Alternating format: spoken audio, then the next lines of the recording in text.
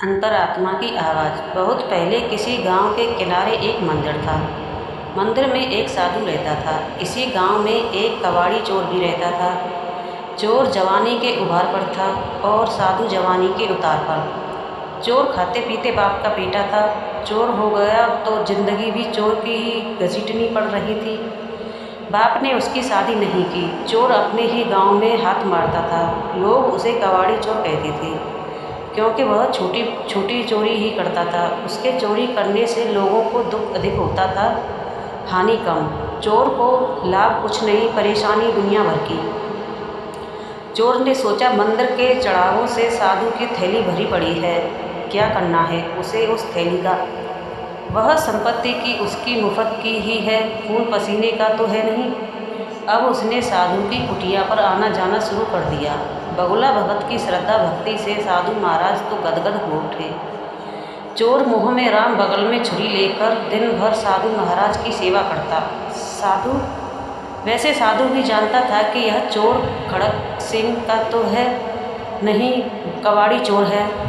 दिन में इसे हाथ नहीं डालना है, रात में मुझे इसको घास नहीं डालनी है। इसलिए मेरी थैली का बाल बांका होने से रहा। थैली के आकार को देखकर कबाड़ी चोर की तबीयत हरी होती रहती थी। उस दिन चोर रात होने पर कुटिया से उठाए नहीं उठा।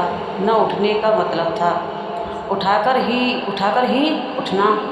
दाग में कबाड़ी चोर और बचाव में साधु महाराज रात भर करवट पर करवट बदलते रहे। जब झाड़ी में मुर्गे ने बांग दी तो साधु महाराज की जान में जान आई। अगले दिन साधु महाराज रात को थैली बाहर रख देता है और सुबह भीतर। साधु रात भर खर्राटे भरता रहता। चोर रात भर थैली को ढूंढता थक जाता।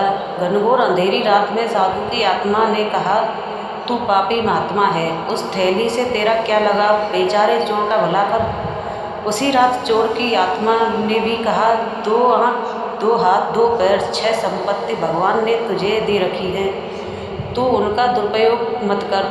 चोरी के चक्कर में पकड़कर जिंदगी को गंवा रहा है। चोरी से तौबा करने वाला क्या नहीं कर सकता। जब तक नीयत में फितूर रहेगा तब तक भाग्य भी तुझ पर मेहरबान ही नहीं होगा। एक लंबी जिंदगी इस थैली के सहारे कितने दिन कटेगी। और लेने के देने पड़ गए तो। उस रात साधु ने वह थैली बाहर नहीं रखी।